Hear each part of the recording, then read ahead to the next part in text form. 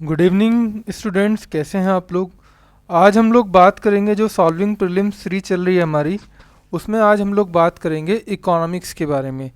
आज ये लेक्चर देखने के बाद आपको जो भी टेक्निकल क्वेश्चंस आते हैं, कॉन्सेप्चुअल क्वेश्चन आते हैं इन्फ्लेशन से रिलेटेड, रेपो रेट से रिलेटेड, ठीक है, या आपके जो भी बोरोइंग से रिलेटेड क्वेश्चंस आते हैं, या जैसे आपने अभी देख रहे होगे कि जो यूएस फेड का बेसिकली जो रेट हाइक हुआ है उसका क्या इम्पैक्ट पड़ेगा, ठीक है, और हम लोग क्यों गोल्ड परचेज़ करते हैं और क्यों जो है आरबीआई जो है वेरियस पॉलिसीज़ लाती है गोल्ड परचेज़ के रिगार्डिंग। जैसे हमारा एक स्कीम भी चल रहा था सॉवरेन गोल्ड स्कीम, तो ये सब इनका जो टेक्निकल एक्सपेक्ट क्या होता है, करेंसी डिवेल्यूएशन पे कैसे इफेक्ट पड़ता है, तो जो क्वेश्चंस प्रीवियस ईयर में आए हुए हैं पहले उन्हीं को हम लोग देखेंगे और कैसे सॉल्व करेंगे। देखिए मैंने यहाँ पे 10 क्वेश्चन लिए हैं, वो स्टार्ट करते हैं। तो इसको सब्सक्राइब कर लो, कमेंट करना जैसा भी अच्छा लगे।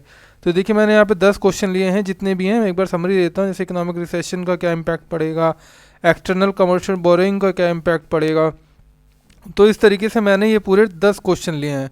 तो बहुत इंटरेस्टिंग जो है ये आज का सेशन होने वाला है, इसको बहुत अच्छे से समझिएगा, ठीक है। तो फ्रेंड्स, तो सबसे पहले मैं जो पहला क्वेश्चन है ये है टाइट मॉनेटरी पॉलिसी।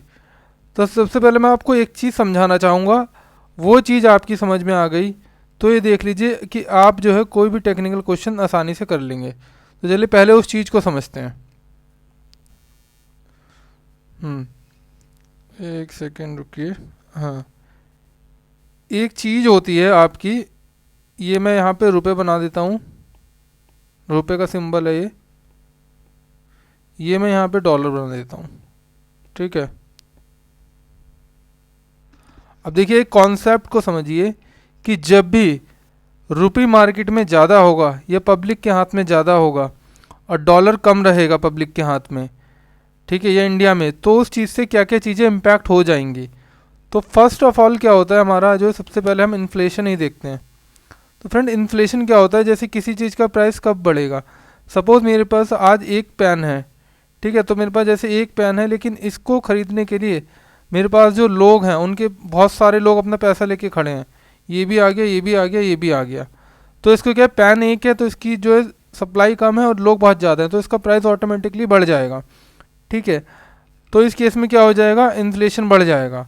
तो जब ये वाला सिनेरियो बनता है जिस केस में रुपये ज़्यादा होते हैं और जो उसके सामने डॉलर कम होता है, ठीक है, तो उस केस में क्या क्या चीज़ें इन्फ्लुएंस होती हैं वो यहाँ पे आज हम देखेंगे, ठीक है।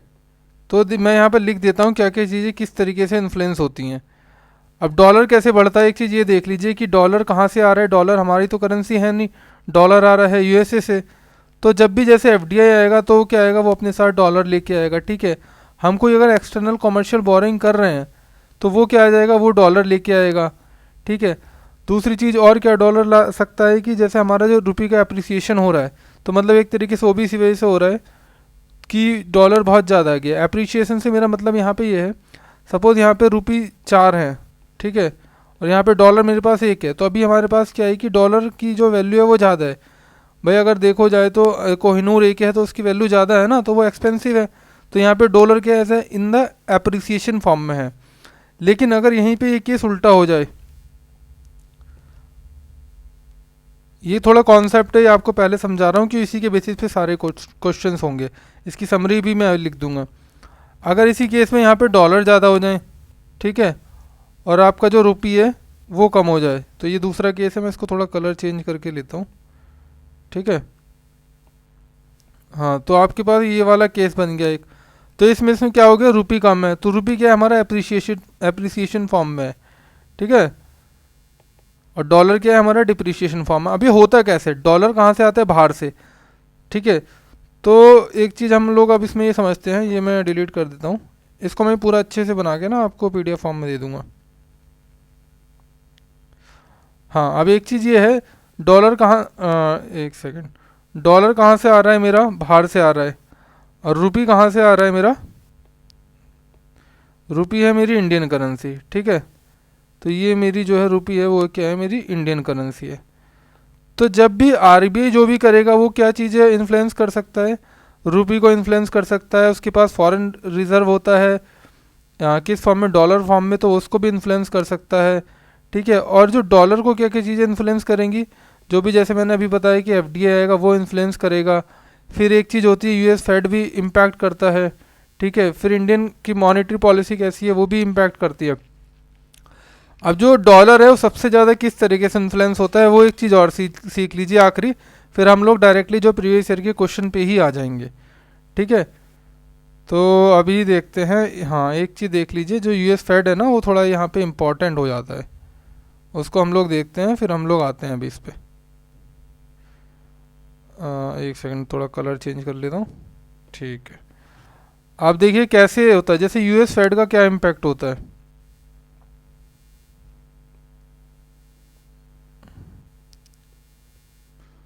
ये कलर तो इतना विजिबल नहीं है, इस वाले में देखते हैं। यूएस का जो फेडरल रिजर्व बैंक है, ठीक है, जैसे हर कंट्री का अपना बैंक होता है, जैसे हमारे पास आरबीआई ऐसे उनका फेडरल रिजर्व बैंक है, ठीक है। तो उसका क्या इम्पैक्ट होता है, अगर वो रेट अपना बढ़ा रहा है, तो सपोज़ अभी कोई भी यूएसए का जो यहाँ पे एक पर्सन मैं मान लेता हूँ, सपोज़ ये पर्सन है, ये यहाँ पे इनका फेडरल बैंक है, ठीक है। अब इन्होंने अपना जो है रेट बढ़ा दिया, सपोज़ पहले 0.25 पे दे रहे थे, अभी इन्होंने 1% कर दिया। और ये क्या करते हैं, ये यूएसए वाले पर्सन जो हैं, ये क्या करते हैं, जब इतने सस्ते रेट पे मिलता है तो यहाँ से लेके आते हैं, और ये हमारा जो आरबीआई है ना, या जो हमारी जो इंडियन बैंक्स हैं, यहाँ पे इन्वेस्ट करते हैं, बॉन्ड परचेज करते हैं, ठीक है। क्योंकि यहाँ पे इंटरेस्ट क्या है, 4% है, तो इनको जो मार्जिन अर्न कर रहे हैं, क्योंकि यहाँ से भाई ला रहे हैं ये 2.5% पे, और यहाँ पे इनको इंटरेस्ट कितना मिल रहा है, 4% मिल रहा है, तो इन्हें कितना 3.75% का फ़ायदा हो गया। तो ये क्या करेंगे, ये इंडिया में इन्वेस्ट करते हैं लाके। अब जैसे यूएसए ने, फेड बैंक ने क्या करा, रेट बढ़ा दिया, तो इनका जो मार्जिन हो गया, अब ये थोड़ा नैरो हो गया, है ना। तो अब ये मार्जिन जो इनका नैरो हुआ है, तो अब ये क्या करते हैं, ये कोई और कंट्री की तलाश करेंगे, ये यूएसए में जो और बोरोवर होंगे, जो इनको 3 जैसा अब इनका कम हो गया ना, अब इनका कितना हो गया, 1% बढ़ाते 75%, और 3 हो गया, ठीक है। तो अगर कहीं पे कोई इन्हें 3.25 दे रहा होगा, तो ये वहाँ से मार्केट में चले जाएंगे और वहाँ इन्वेस्ट करेंगे। तो इसी को क्या बोलते हैं, जब ये इंडियन मार्केट से यहाँ से निकल जाएंगे, तो उसी चीज़ को बोला जाता है कि कैपिटल फ्लाइट हो रहा है, ठीक है।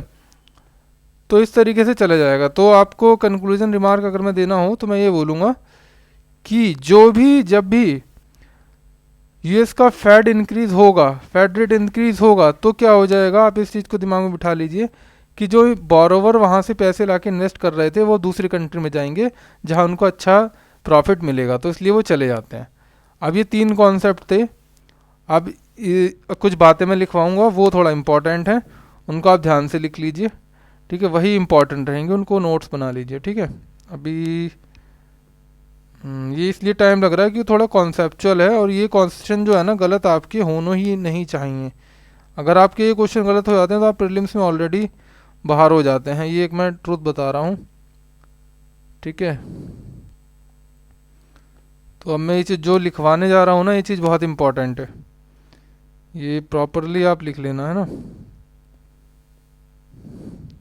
देखो जब ये वाला सिनेरियो बनेगा मार्केट में, जब भी ये वाला सिनेरियो बनेगा कि मतलब रुपये ज़्यादा है और जो क्या है डॉलर कम है, तो वो किन किन चीज़ों से बन सकता है, वो कब बनेगा, इंडिया की बात कर रहा हूँ मैं, ये इंडिया के केस में, इंडिया में हिंदी में लिख देता हूँ, ठीक है। जैसे क्या होगा, जब यूएस फेड अपना क्या करेगा, इंक्रीज़ करेगा, वो मैंने अभी बताया ही है कि यूएस फेड जब रेट इंक्रीज़ करेगा, तो जो बोरोवर वहाँ से पैसे लेके इंडिया में इन्वेस्ट करते थे, उनका जो है क्या नाम है प्रॉफिट कम हो जाएगा, तो वो यहाँ से पैसे निकालेंगे और कहीं और जाके वो लोग इन्वेस्ट करेंगे जहाँ पे उनको अच्छा प्रॉफिट मिल जाएगा, तो वो लोग चले जाएंगे। एन यूएस फेड इंक्रीज़ होगा तो क्या हो जाएगा, हमारे यहाँ से डॉलर चला जाएगा, डॉलर की कमी हो जाएगी, डॉलर के सामने रुपये बहुत ज़्यादा हो जाएगा, तो डॉलर की वैल्यू बढ़ जाएगी, और ये क्या हो जाएगा, हमारा करेंसी जो डिवैल्यूएशन हो जाएगा, डिप्रिसिएशन हो जाएगा, ठीक है। अब जब करेंसी डिप्रिसिएशन हो जाएगी, आपको एक बात पता है कि मैं जो अब पहले मेरे को अगर कोई चीज़ परचेज़ करनी होती थी, तो मेरे को क्या देना होता था, $4 देने होते थे। लेकिन जब मेरी करेंसी डिप्रिशिएट हो गई है, तो अब मेरे को कितने देने पड़ेंगे, पहले अगर मैं 4 दे रहा था, तो अब मैं कितने दूंगा, $2 दूंगा। तो इससे क्या हो जाएगा, मेरा जो एक्सपोर्ट है वो बढ़ जाएगा, एक्सपोर्ट वॉल्यूम बढ़ेगा, ठीक है। इस पे आगे क्वेश्चन है, वो भी आगे होगा जो प्रीवियस ईयर में आया हुआ है, ठीक है। एक्सपोर्ट वॉल्यूम क्या हो जाएगा, वॉल्यूम इंक्रीज होगा, जो ट्रेड बैलेंस है वो उस पर कोई फ़र्क नहीं पड़ेगा। फिर तीसरा चीज़ें देखते हैं, जब रुपी मार्केट में बहुत ज़्यादा आ गया तो क्या हो जाएगा, इन्फ्लेशन भी बढ़ जाएगा। अब इसी में यहाँ पे भी एक क्वेश्चन छोटा सा बना देते हैं कि इन्फ्लेशन को क्या क्या चीज़ें इम्पैक्ट करती हैं। ठीक है, वो एक दूसरा सब टॉपिक है, उसको अभी देखेंगे। ठीक है, अब जब आरबीआई क्या करेगा, आरबीआई अगर रेपो रेट घटा देगा तो रेपो रेट घटने से क्या होता है कि रेपो रेट एक वो इंटरेस्ट रेट होता है जिस पे जो आरबीआई क्या करता है, बैंक को लैंड करता है, मतलब पैसे देता है। अगर आरबीआई बैंक को जब कम रेट पे पैसा देगा तो बैंक ज़्यादा बोरो करेंगे। जब बैंक ज़्यादा बोरो करेंगे तो आपको पता है कि क्या होगा, मार्केट में और रुपया आ जाएगा, तो रुपये ज़्यादा आ जाएगा, जो ये वाला सिनेरियो बनेगा, डॉलर कम रहेगा तो उससे भी क्या हो जाएगा, हमारा इन्फ्लेशन बढ़ जाएगा। जब भी मार्केट में रुपये ज़्यादा आएगा और प्रोडक्ट कम रहेगा तो क्या हो जाएगा कि बहुत सारे प्रोडक्ट को जो है परचेज़ करने के लिए बहुत सारे लोग पैसे लेके खड़े हैं, तो रेपो रेट कम करने से क्या हो जाएगा, मार्केट में पैसा आ जाएगा, और मैंने अभी बताया कैसे आएगा। ठीक है, ऐसे तुम्हारा क्या हो जाएगा फिर आपका एक्सपोर्ट के बारे में मैंने बता दिया, रुपी डिप्रिसिएशन के बारे में बता दिया मैंने। और जब भी कभी इकोनॉमिक रिसेशन आता है ना, तो भी केस यही बनता है। हम क्या करते हैं इकोनॉमिक रिसेशन में, फिस्कल स्टिमुलस देते हैं। जैसे अभी आपने देखा होगा हमारे यहाँ क्या होता है, कोरोना में एक तरीके से रिसेशन वाली कंडीशन एरप्ट हो गई थी, और टेक्निकली आरबीआई गवर्नर ने भी बोला था कि we were in the recession. तो हम क्या करते हैं, फिस्कल स्टिमुलस दिया था, जैसे आत्मनिर्भर पैकेज आप इसको एक तरीके से कंसिडर कर सकते हैं। तो उसमें क्या कर सकते हैं, हम मार्केट में क्या करेंगे, रुपए को फैलाएंगे, जिससे क्या रहेगा, लोगों के हाथ में रुपए आएंगे, लोग परचेज़ करेंगे। जब लोग परचेज़ करेंगे तो क्या होगा, कंपनीज़ को प्रॉफिट होगा, प्रॉफिट होगा वो और एम्प्लॉयमेंट जनरेट करेंगी, और जब एम्प्लॉयमेंट जनरेट करेंगी तो क्या हो जाएगा, लोग और पैसा आएगा, फिर वो और चीज़ें परचेज़ करेंगे, तो एक गुडविल साइकिल स्टार्ट हो जाएगी। तो वो हो जाता है। अब इसमें एक सिनेरियो बनता है, एक्सटर्नल कॉमर्शियल बोरोवर का केस देख लेते हैं आप, है ना। उसके लिए मैं थोड़ा पेन भी चेंज कर लेता हूँ। ईसीबीज का केस क्या रहता है कि एक्सटर्नल कॉमर्शियल बोरोवर जो रहता है, उनका जो डिनोमिनेशन होता है वो किस में बोरो करते हैं, फॉरेन करेंसी में बोरो करते हैं। तो इन केस जब आपके पास डॉलर की वैल्यू जो बढ़ जाएगी, ठीक है, अब जैसे सपोज इंडिया का कोई बिजनेसमैन है, उसने कोई सामान खरीदा, उसने कोई चीज़ बनाई है, वो 10,000 रुपये की है, ठीक है। अब पहले कन्वर्ट कर रहा था 10,000 में, तो उसे मिल रहे थे $4। लेकिन अगर जब डॉलर स्ट्रेंथ हो गया या रुपी वीक हो गया तो इस केस में क्या हो जाएगा, अब उसे मिल रहे हैं $2। तो उस केस में क्या हो जाएगा कि अगर उसने कोई लोन लिया होगा तो उसको तो इसमें पे करना है डॉलर में, तो पहले 10,000 में क्या आ जाते थे, सपोज उसको अगर $10 का लोन पे करना था तो 10,000 में उसके पास सॉरी अगर $4 का पे करना होता तो 10,000 में $4 उसके बन जाते थे। लेकिन अभी क्या हो जाएगा, जब उसको 10,000 में $2 ही मिलेंगे तो उसको $2 और दे देने पड़ेंगे। यानी उसको क्या देना पड़ेगा, उसको अब जहाँ पहले 10,000 रुपये पे कर रहा था वो अपने ईसीबी को पे करने के लिए, अभी वहीं उसको 20,000 रुपये पे करने पड़ेंगे। तो इस वजह से क्या हो जाता है कि जब भी रुपये डिप्रिशिएट होगा तो क्या हो जाएगा, ईसीबी को नुकसान हो जाएगा, जो बोरोवर रहते हैं। यही केस इन्फ्लेशन के साथ होता है कि इन्फ्लेशन में क्या हो जाता है कि बोरोवर को जो बोरो रहता है, हाँ सॉरी बोरोवर को नहीं नुकसान नहीं होता उसमें, क्योंकि इंडियन रुपये में रहता है तो उसमें तो उसको फ़ायदा ही हो जाता है। ठीक है, अब यही सारी चीज़ें जो हम क्या करेंगे, उल्टा कर देंगे, तो चीज़ें कैसे बनेंगी उसको मैं दूसरे पेन से लिखूंगा, इसको डिलीट करके। ठीक है, ये वाले कॉन्सेप्ट समझ गए। अब आ जाते हैं ये तो मैंने ऐसे खाली डिलीट कर दिया। हाँ अब इस पे आ जाते हैं। अब ये दूसरे पेन से लिख रहा हूँ मैं। अब एक ये वाला सिनेरियो बनता है,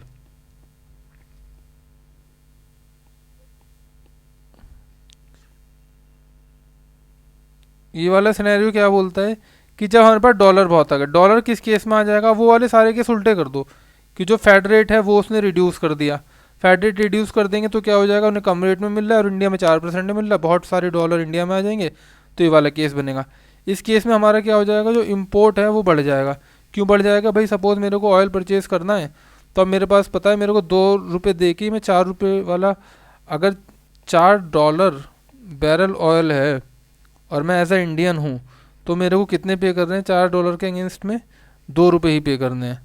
ठीक है, और पहले अगर जब डॉलर स्ट्रेंथ रहता तो मेरे को $4 के अगेंस्ट में कितने पे करने होते, $10 पे करने होते। तो मेरा यहाँ पे क्या हो जाएगा, मैं और चीज़ें इंपोर्ट करूँगा तो हमारा क्या हो जाएगा, इंपोर्ट जो है बिल बढ़ जाएगा। अब और चीज़ें क्या हो जाएंगी, जैसे डिफ्लेशन भी करेगा।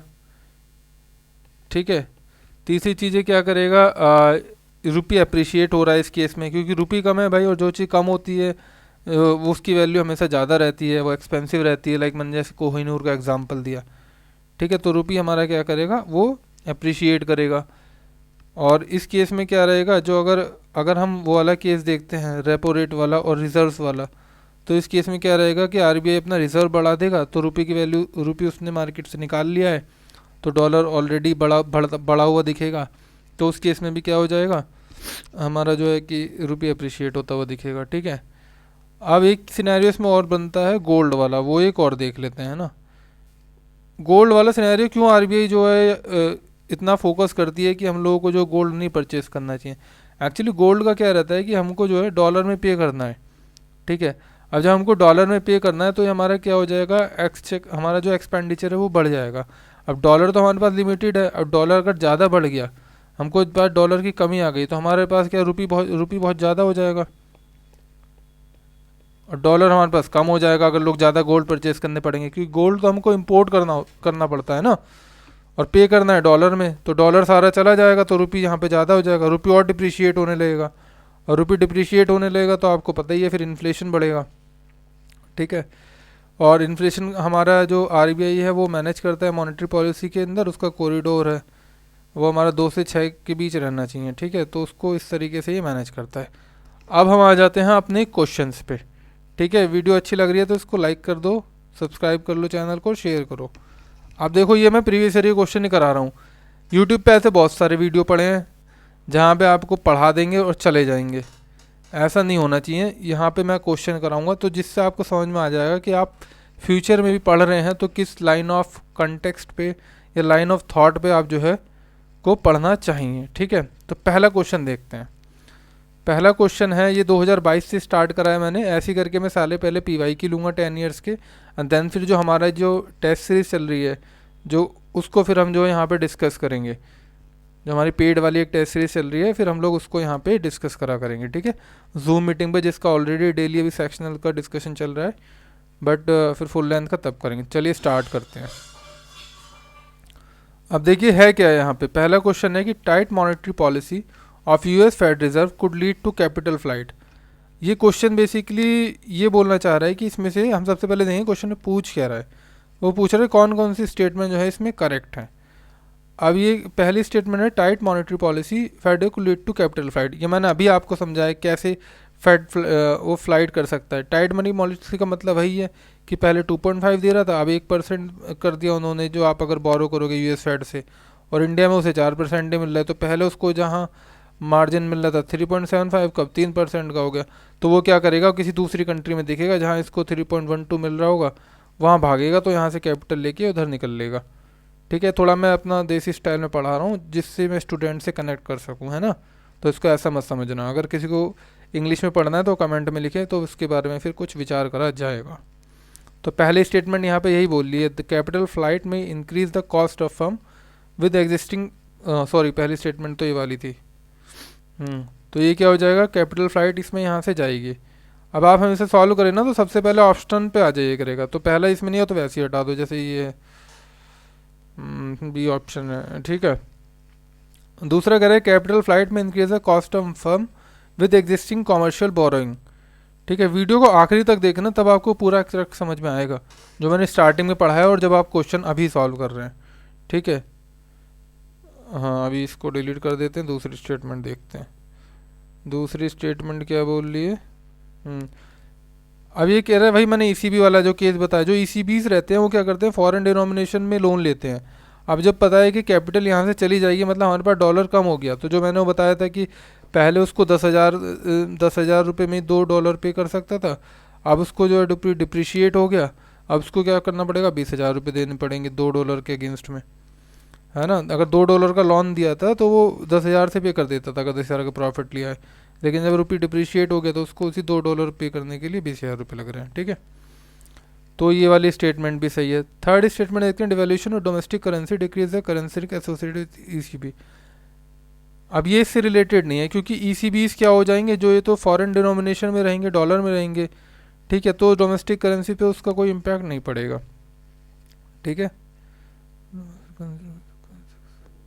हाँ ईसीबी से तो इसका कोई फ़र्क नहीं पड़ेगा, तो इसमें आंसर फर्स्ट एंड सेकंड हो जाएगा, ठीक है।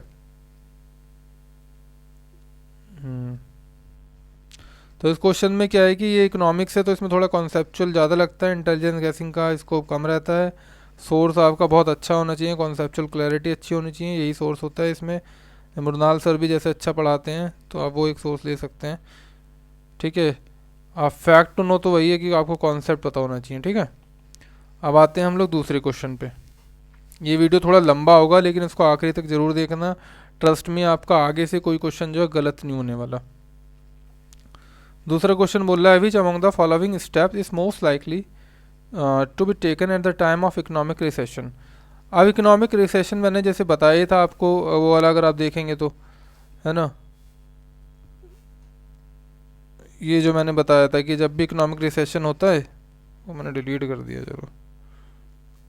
हाँ, तो उसमें क्या हो जाता है कि रिलेशन में हमको क्या करना होता है कि जो डिमांड बढ़ानी होती है। डिमांड कैसे बढ़ाएंगे हम? लोगों के हाथ में पैसा देके, मार्केट में और पैसा लाके। अब जैसे जो पहला केस बोल रहा है cut in the tax rate accompanied by the increase in the interest rate, ये सिमिलरली ऐसा हो गया कि आपका जो टैक्स रेट तो 8% कर दिया, अगर पहले 10 था। ठीक है, तो आपको जैसे 200 रुपये का प्रॉफिट हो गया टैक्स रेट पे, है ना, आपकी सैलरी में 200 का सेविंग और हो गई। लेकिन वहीं पे आपको जो कुछ सामान लेने जा रहे हैं या आप कोई लोन ले रहे हैं तो वो पहले 8 था, वो 10% बढ़ दिया, तो वहाँ पे आप 200 का आपको क्या हो गया, नुकसान हो गया। तो ये नेट मिला के जीरो हो गया, इसलिए पहला ऑप्शन तो ऐसे गलत हो गया। दूसरा कह रहा है increase in the expenditure on the public project.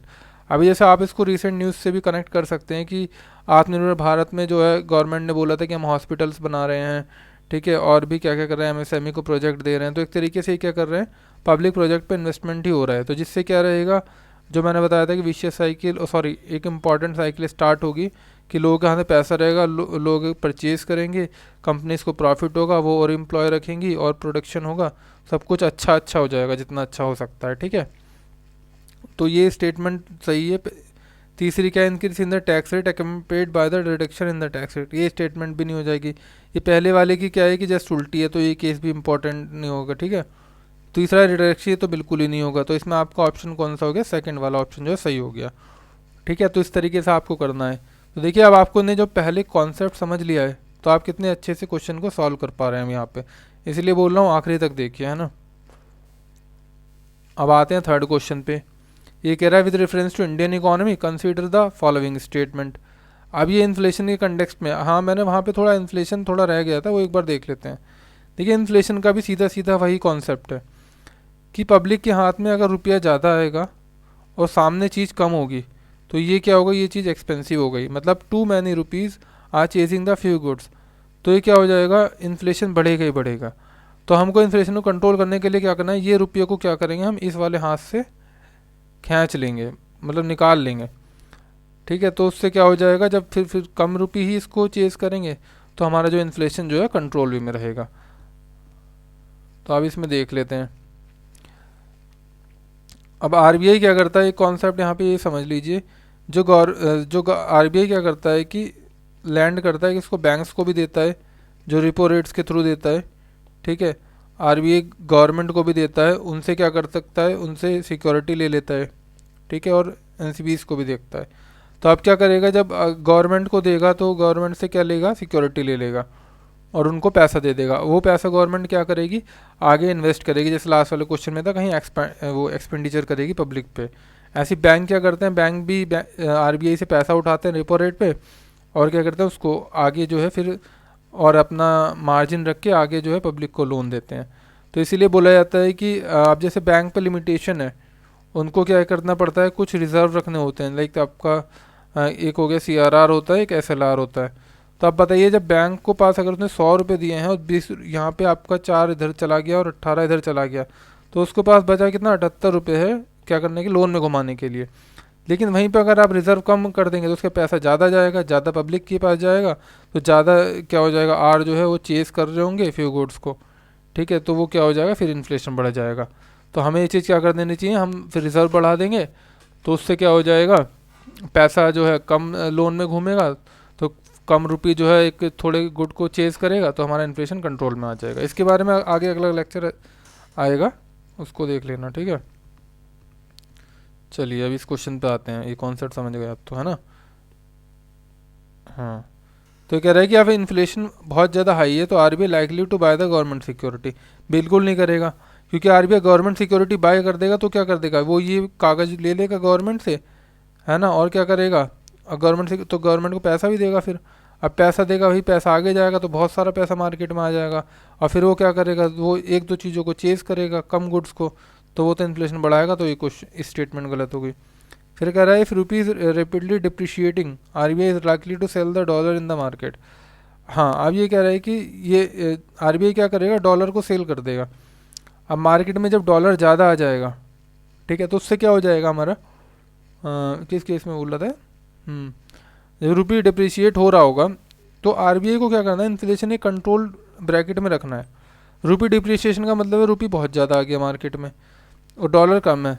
अब जब आरबीआई डॉलर सेल कर देगा, यानी मार्केट में डॉलर को बढ़ा देगा, ठीक है, मार्केट में डॉलर बढ़ा देगा तो ये क्या है कि एक इक्विलिब्रियम इस्टेब्लिश हो जाएगा, तो उससे क्या हो जाएगा, हमारा इन्फ्लेशन जो है कंट्रोल में रहेगा। तो ये स्टेटमेंट सही है। तीसरी क्या बोला है, if interest rate in the US और Europe were to fall they are likely to introduce RBI to buy gold. हाँ, अब इसमें क्या बोल रहा है, इसमें ये बोलना चाह रहा है कि बेसिकली ये दोनों स्टेटमेंट सेम ही सी हैं, मतलब एक ही चीज़ को कन्वर्ट कर रही हैं। हाँ, कि अगर वो फॉल हो रहा होगा तो क्या करेंगे, यहाँ से वो क्या करेंगे, वहाँ से उन्हें कम रेट में मिल रहा है, डॉलर कम रेट में मिलेगा, फिर वो यहाँ के इन्वेस्ट करेंगे, तो यहाँ इस केस में क्या हो जाएगा, डॉलर बहुत ज़्यादा बढ़ जाएगा। अब जहाँ यहाँ डॉलर बहुत ज़्यादा बढ़ जाएगा तो आरबीआई को क्या करना पड़ेगा, वो डॉलर को बाय करना पड़ेगा, कहीं ये मतलब रुपये को बहुत ज़्यादा अप्रिशिएट ना कर दे, तो आरबीआई बाय करेगा। तो इसमें तुम्हारी सेकंड थर्ड स्टेटमेंट सही होगी। आज जो क्वेश्चन हो रहे हैं सारे कॉन्सेप्चुअल क्वेश्चन हो रहे हैं, ठीक है। तो इसमें आपको फैक्ट जो यहाँ पे चीज़ लिखी हुई है ना, मैंने जो मैं बोलता हूँ हमेशा कि 3 चीज़ें आपको आनी चाहिए, तो वो यहाँ पे कॉन्सेप्ट, कॉन्सेप्ट और कॉन्सेप्ट ही समझ लो। जैसे वो है ना विद्या बालन का एंटरटेनमेंट एंटरटेनमेंट एंटरटेनमेंट, वैसे यहाँ पे कॉन्सेप्ट कॉन्सेप्ट कॉन्सेप्ट है इकोनॉमिक्स में। चलो आप चौथा क्वेश्चन आ गया, थोड़ा स्पीड बढ़ाते हैं ना, ये थोड़े कॉन्सेप्चुअल है ना इसलिए इसमें टाइम ज़्यादा लग रहा है। अब ये कह रहा है कि इन्फ्लेशन इंडेक्स बॉन्ड का क्या इम्पैक्ट रहता है। सबसे पहले ये देख लीजिए कि जो इन्फ्लेशन, पहला स्टेटमेंट देखते हैं, government can reduce the coupon rates on its borrowing by the way of IIB.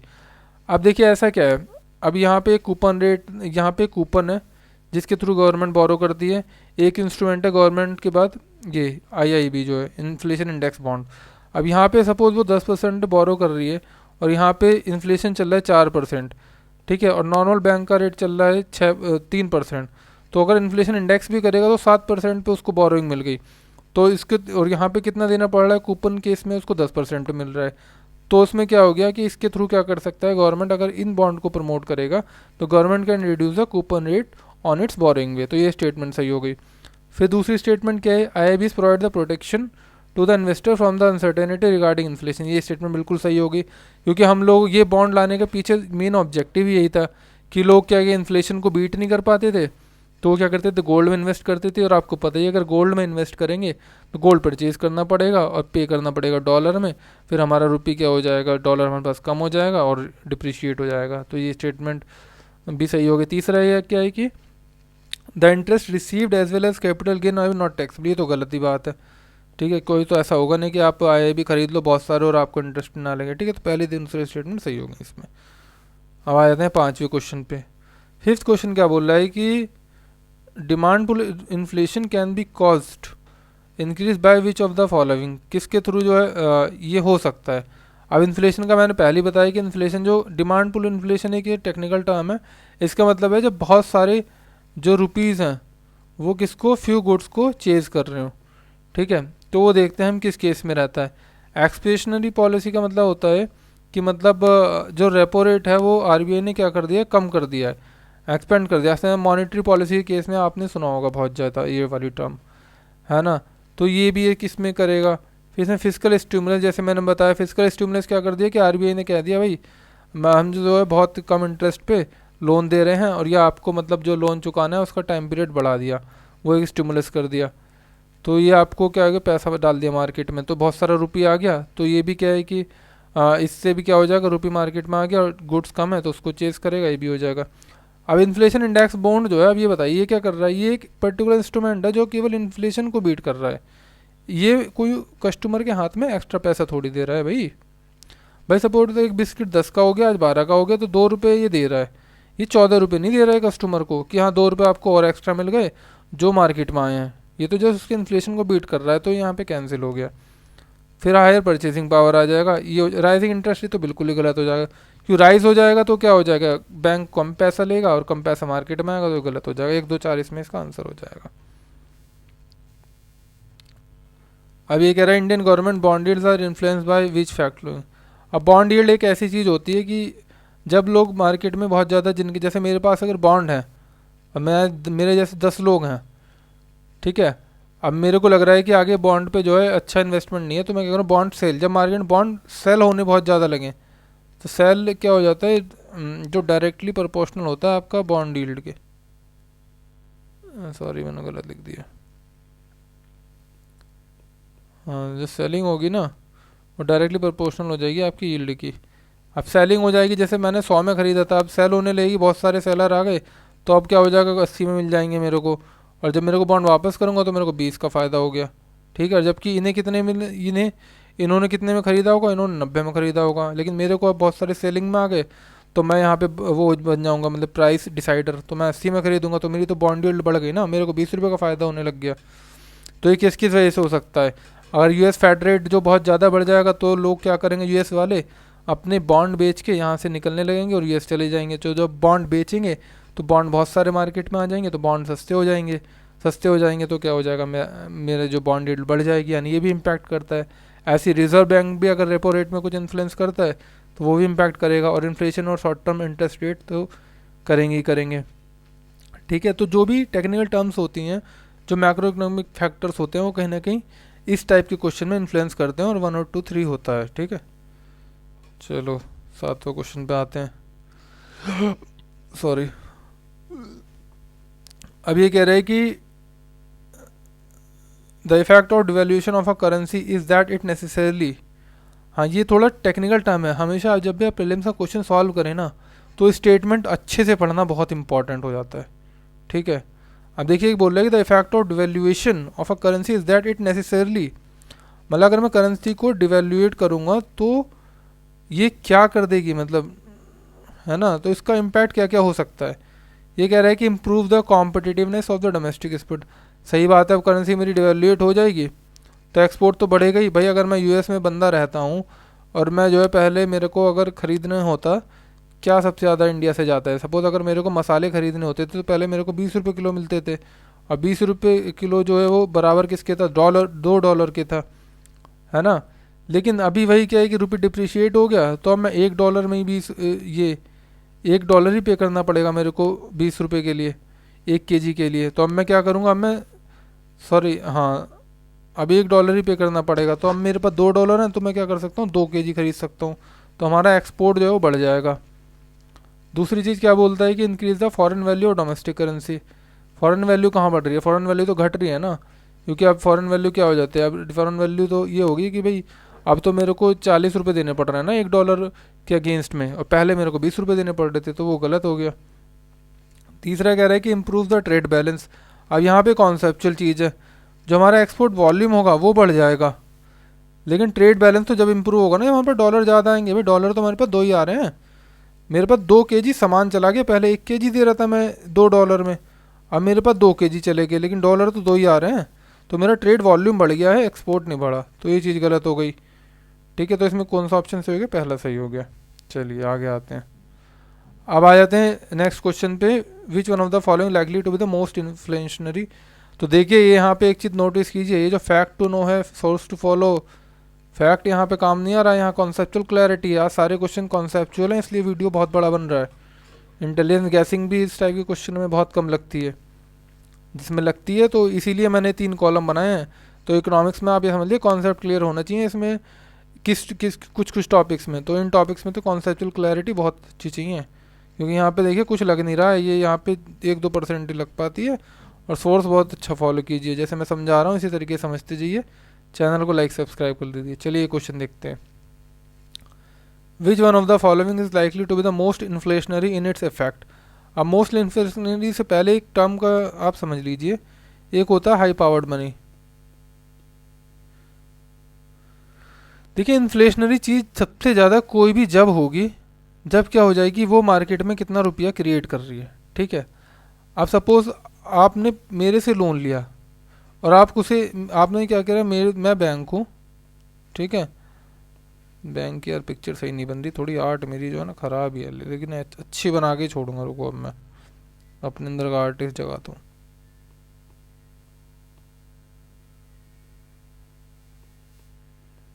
ये सपोज बैंक है, ठीक है, ये भी इतनी अच्छी नहीं बनी। हाँ, अब आपने क्या कि मेरे से लोन लिया 90 रुपये का, अब आप कहीं से इन्वेस्ट करेंगे, ठीक है, तो आप वहाँ से कुछ इंटरेस्ट अर्न करेंगे, फिर आप इस पैसे को कहीं और इन्वेस्ट करेंगे, ये बंदा भी कहीं और इन्वेस्ट करेगा। अब हाई पावर्ड मनी होती है जो आरबीआई जनरेट कर रही है, तो आरबीआई एक स्टेप और पहले चला गया। अब आरबीआई से कौन लेगा, बैंक ले रहा है, फिर बैंक किसी और को लोन दे रहा है, फिर वो कुछ कहीं इन्वेस्ट कर रहा है, फिर वहाँ से ऐसे स्पायरल जा रही है। तो एक स्टेप जो पहले वाला होता है, सबसे ज़्यादा इन्फ्लेशन उसी से बढ़ेगा, क्योंकि ये जो रुपया जनरेट करेगा ये भी जनरेट करेगा, ये भी जनरेट करेगा। यहाँ जैसे 2 जगह जनरेट हो रहा है और यहाँ पे 3 जगह रुपये जनरेट हो रहा है। और मैंने बताया ये जितना ज़्यादा रुपया मार्केट में रहेगा उतना ज़्यादा क्या रहेगा, इन्फ्लेशन रहेगा। ठीक है, तो जो इसमें सबसे देखिए इस पे ये क्वेश्चन था, रिपेमेंट ऑफ पब्लिक डेट ये भी नहीं होगा, borrowing from public to finance budget ये भी नहीं होगा, कि पब्लिक से बोरो करेंगे फिर उसको कहीं और लगाएंगे, तो वो पैसा पब्लिक के पास आया कहाँ से, वो सबसे पहले जो मनी इंट्रोड्यूस करी होगी, सबसे पहले मनी किसने इंट्रोड्यूस करी होगी, वो आरबीआई ने इंस्टीट्यूट करी होगी। कौन सी करी होगी, वो हाई पावर्ड मनी होगी। ठीक है, तो ये तो भी सेकेंडरी टर्म हो गई, ये आप यहाँ से समझ लीजिए, इससे सबसे आसानी से समझ में आ जाएगा। ठीक है, फिर आएगा क्या है कि borrowing from bank to finance the budget, ये भी नहीं आएगा क्योंकि ये सेकंड स्टेप होता है। Creation of new budget to finance budget deficit, हाँ न्यू मनी है जो आरबीआई क्रिएट करेगा, तो ये ऑप्शन हो जाएगा। ठीक है, समझ में आ रहा है ना, लाइक कर दीजिए, शेयर कर दीजिए भाई, बड़ी मेहनत लगती है कॉन्सेप्चुअल क्लैरिटी बनाने के लिए, और ये सीरीज़ तो वैसे भी मैं बहुत दिल से बना रहा हूँ। यहाँ पे वो नहीं चल रहा कि जो सेलिब्रिटी आके बस कुछ भी पेल के चले जा रहे हैं। ठीक है, जो फोकस है वही है। चलिए देखते हैं क्वेश्चन। ये कह रहा है with reference to Indian economy demand pull inflation can be cause. चलो ये क्वेश्चन तो हो गया पहले भी, ये गलती से दोबारा टाइप हो गया, नेक्स्ट टाइम आपको एक एक्स्ट्रा क्वेश्चन मिलेगा। अब ये कह रहा है कि if another global financial crisis happen in the near future which of the following action policies are likely to give some immunity to India. अब ये वर्ल्ड की बात नहीं कर रहा है, इसीलिए कहते हैं क्वेश्चन ध्यान से पढ़ना चाहिए, ये इंडिया की बात कर रहा है। इसलिए जो कीवर्ड्स है ना क्वेश्चन में, एक तो कीवर्ड्स है कि ग्लोबल फाइनेंशियल क्राइसिस हो रहा है, तो कौन सी पॉलिसीज़ हैं जो इम्पैक्ट करेंगी इंडिया को और किस तरीके से इंडिया को सेफ रखेंगी, इम्यूनिटी देंगी। ठीक है, तो उसमें पहली स्टेटमेंट देखिए ग्लोबल फाइनेंशियल क्राइसिस क्या होगा, तो जो चीज़ डॉलर को इम्पैक्ट करेगी वो इंडिया को इम्पैक्ट करेगी। ठीक है, तो हम जितना डॉलर से बच पाएंगे उतना ही क्या हो जाएगा, हमारा जो है हमारे पास इम्यूनिटी आ जाएगी अगर कोई फाइनेंशियल क्राइसिस हो रहा है। तो पहली स्टेटमेंट देखते हैं क्या बोलती है। पहली बोल रही है not depending on the short term foreign boring.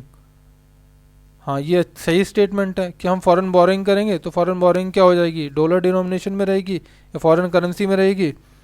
ठीक है, तो वो एक तरीके से हमको फिर अगर वो इन्फ्लुएंस होती है तो हमने जो लोन वगैरह लिया था वो भी इन्फ्लुएंस हो जाएगा। तो ये स्टेटमेंट सही है कि हाँ, क्योंकि ये स्टेटमेंट हमें इम्यूनिटी देगी अगर हम नॉट डिपेंड रहेंगे, हम डिपेंड नहीं रहेंगे शॉर्ट टर्म बोरिंग पे।